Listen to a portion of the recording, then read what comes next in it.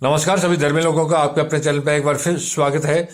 परमात्मा के पुत्र यीशु स्वर्ग से धरती पर सीमित समय के लिए आए थे और उनको परमात्मा की महिमा द्वारा जो सामर्थ्य और जो शक्तियां चंगाई इत्यादि कार्यों के लिए मिली थी वो उनको पूरे इजराइल में करनी थी।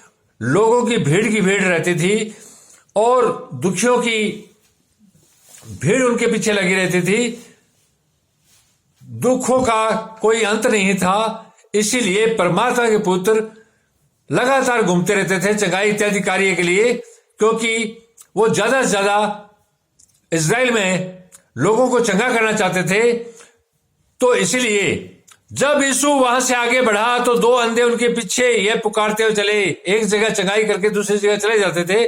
तो यीशु वहां से आगे बढ़ा तो दो अंधे उसके पीछे यह पुकारते हुए चले, ए दाऊद की संतान हम पर दया कर, हे दाऊद की संतान हम पर दया कर। जब वह घर में पहुंचा तो वे अंधे उसके पास आए। जब वह अपने घर में पहुंचा तो दो अंधे वो उसके पास आए और यीशु ने उनसे कहा, क्या तुम्हें विश्वास है कि मैं ये कर सकता हूं? देखो विश्वास की कितनी बड़ी ताकत है। तो परमात्मा के पुत्र यीशु ने उन अंधों से पूछा, क्या तुम्हें विश्वास है कि मैं ये कर सकता हूं? उन्होंने उससे कहा, हां प्रभु। तब उसने उनकी आंखें छूकर कहा, तुम्हारे विश्वास के अनुसार तुम्हारे लिए हो, तुम्हारे विश्वास के अनुसार तुम्हारे लिए हो। तुम्हारा विश्वास है कि मैं तुम्हारी आंखों को ठीक कर सकता हूं, अंधेपन को दूर कर सकता हूं, उसी रूप में ये हो। और उनकी आंखें खुल गई और वो देखने लगे, उनकी आंखें ठीक हो गई। विश्वास की कितनी बड़ी ताकत है। जो परमात्मा और उसके वचन और परमात्मा के पुत्र के वचनों पर जो भरोसा करता है उसका कोई भी कार्य धरती पर नहीं रुक सकता। वो जो चाहे वो कर सकता है। और उनकी आंखें खुल गई। यीशु ने चिताकर कहा, जब यीशु ने उनको चिताकर कहा, सावधान कोई इस बात को न जाने, सावधान कोई इस बात को न जाने। परमात्मा के पुत्र यीशु चंगाई के कार्य के लिए आए थे, चंगाई का कार्य करते थे। वो कोई अपना लोकप्रियता इत्यादि को नहीं फैलाना चाहते थे। वो नहीं चाहते थे कि इसकी चर्चा जगह जगह हो। उनको कोई इससे मतलब नहीं था कि उनका कोई नाम हो। वो सिर्फ काम करके परमात्मा के सामर्थ्य और उनके वचनों पर ले जाने के लिए आए थे, ताकि संसार में पाप खत्म हो और मनुष्य जाति स्वर्ग राज्य की अधिकारी हो। तो परमात्मा के पुत्र यीशु ने उनको चिताकर कहा, सावधान कोई इस बात को न जाने। पर उन्होंने निकलकर सारे देश में उसका यश फैला दिया। पर यीशु के न चाहते हुए भी उन दोनों अंधों ने, जब उनको दृष्टिदान मिल गया, उनकी आंखें देखने लगी, तो अपने आप को रोक नहीं पाए और उनका यश जो है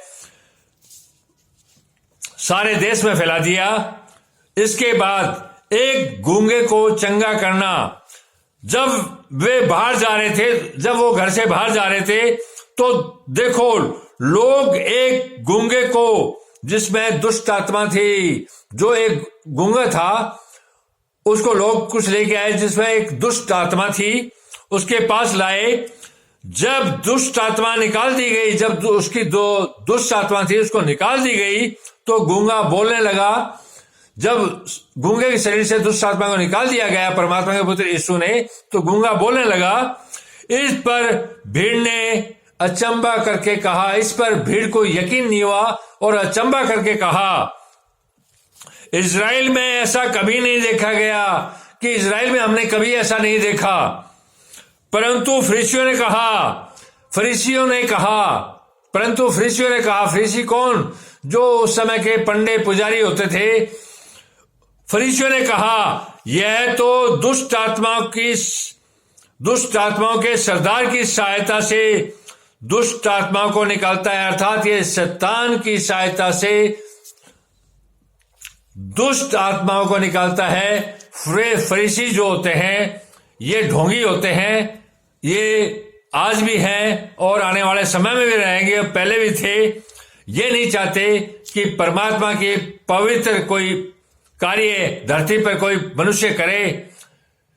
परमात्मा अपनी सामर्थ्य और शक्तियां देकर जब जब धरती पर अपने पुत्रों को भेजता है तो फरीसी इत्यादि जो उस समय के ढोंगी होते हैं वो लोग यही कहते हैं, यह तो दुष्ट आत्माओं के सरदार की सहायता से दुष्ट आत्माओं को निकालता है, अर्थात जो धरती का हाकिम है शैतान, उसकी सहायता से यह कार्य कर रहा है, दुष्टों को निकाल रहा है। परंतु ऐसा नहीं था। परमात्मा के पुत्र पवित्र परमात्मा के पवित्र पुत्र थे और उनके पवित्र रास्ते पर चलने वाले थे, इसीलिए वो एक अग्नि की तरह थे।